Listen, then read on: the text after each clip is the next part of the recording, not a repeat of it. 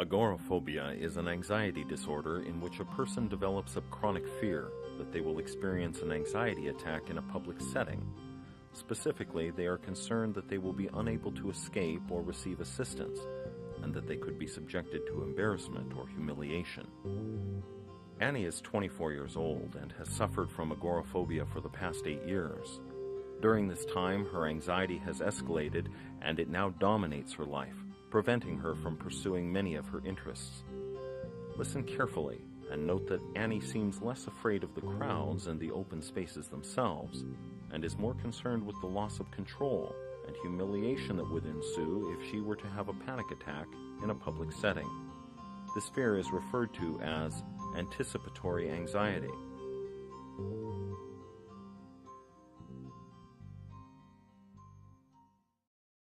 Things really broke down for me when I was about 15, I think, and when I was like, the hormones were kicking in. I was starting to sort of analyze things within my family. And well, I've been diagnosed agoraphobic, and from a diagnostic point of view, agoraphobia, I've heard it described as fear of being in a place with a lot of people, or I guess the root word is from the Greek market, agora or something like that. And it's very frustrating. It interferes with my life a lot. There's a lot of things that I want to do, social functions, traveling. I'd like to go to school. School seems just completely overwhelming for me right now. Even just like when I'm going, to the supermarket and I see somebody I know, I'm just like, oh no, that means I'll have to sit and talk with this person for a certain amount of time. I can't just turn around and run away. So even just like 15 seconds of conversation, knowing that I have to do that, it can make me just have this anxiety attack. First of all, my heart would start speeding up, and I'd start hyperventilating. Like the bodily symptoms are like shaking, can't feel my hands. Like it's just it's terror. And if there was some sort of thing that I was afraid of, like a bear or something, it would be different. It would be a natural terror. I would run.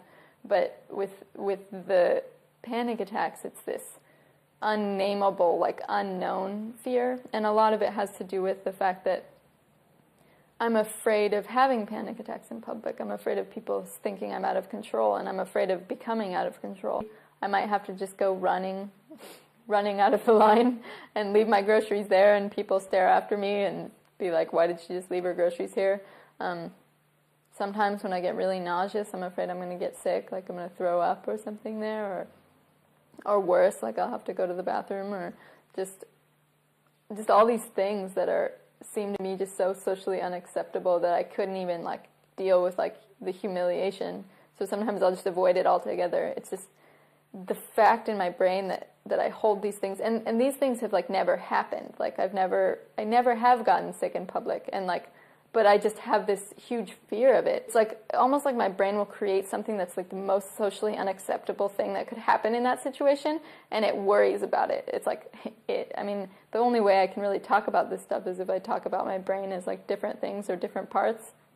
Because if I say me, it just doesn't ring true. It's like, no, I wouldn't do that. Like I don't want to be afraid of all these things or whatever. But so it's like my brain conjures up the worst possible scenario, and then I have to work down from that by making sure that doesn't happen. So yeah, it's really hard to get to know people, like especially on like a romantic basis, or like even just like a friends basis. Lots of times, like I had a crush on somebody about a year ago after I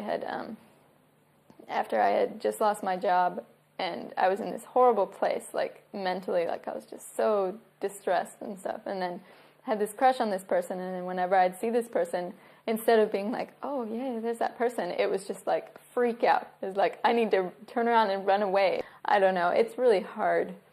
It's, right now for me, I don't know, it's real hard to think about that kind of thing. Because it just makes me sad, because there's been points in my life where I have been able to do those things without thinking twice.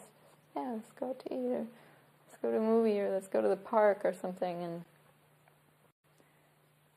those things are just pretty hard at this point in my life.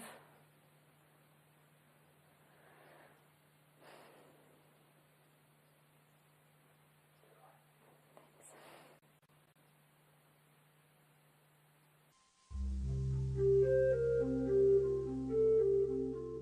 During the last 10 years, researchers have developed a number of medical and behavioral therapies to help reduce the symptoms of agoraphobia. The goal of these therapies is to reduce the symptoms of panic attack. With this fear reduced, people can unlearn their fear of the public and social situations. For 7 years, Annie was under the care of psychiatrists and was prescribed a wide range of drugs and other medical treatments.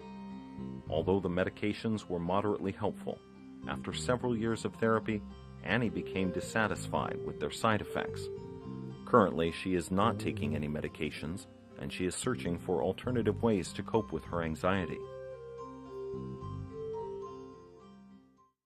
I remember my first psychiatrist, it was like, there was this thing, I was so relieved just to hear that there was something, like that they could put a name on what I was feeling. I was to the point where I'm like, anything if it's going to help, but my psychiatrist told me that this was going to be my medicine and that I could be on these drugs for the rest of my life. About 6 years of being treated, with medications, and I just ran the gamut. They tried all the different medications on me. They took Xanax, and man, they gave me a lot of Xanax, like 2 doses a day. They said, take one of these in the morning when you get up and one of these in afternoon.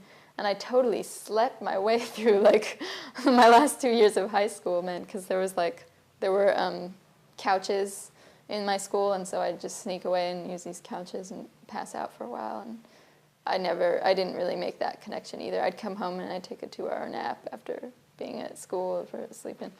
Anyway. I'm not on any meds right now.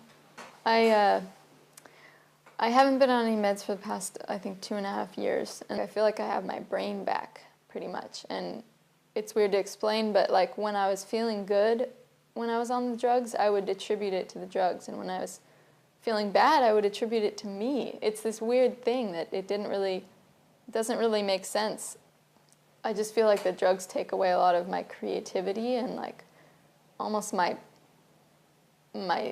part of my soul or something, my identity. At the same time, I feel like they have their benefits sometimes. I feel like there was a point that I just needed some relief, some instant relief. I still have the anxiety, and a lot of people are like, well, why don't you just get back on meds? I go to talk to a counselor, and they say, well, here, obviously you're still having symptoms or whatever, but I'm convinced that there's some way some things that I can figure out that will work for me. For one thing, I try to make sure that I'm surrounded with people that know what's going on, and that I sort of have to tell people that I'm around, I'm having a panic attack. That I always have to have people know, or at least one person know, because it's this thing of at least I'm not alone in that. I'm warning you, I'm having a panic attack. People are like, okay, just let me know if you need something. I'm like, okay.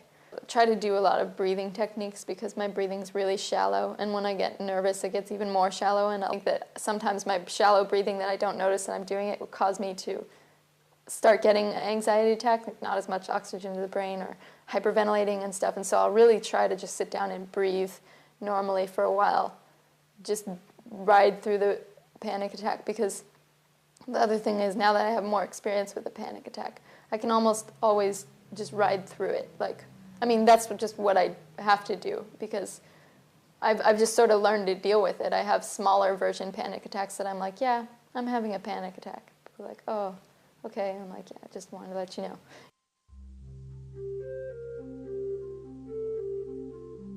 About 3% of the adult population will suffer from agoraphobia during their lifetime.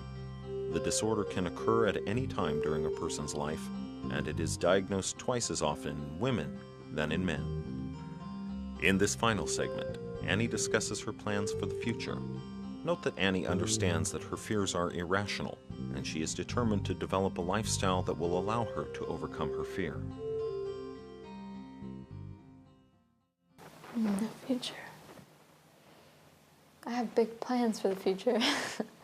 I have just recently gotten involved with this support group and a lot of politically minded people, and there's a lot of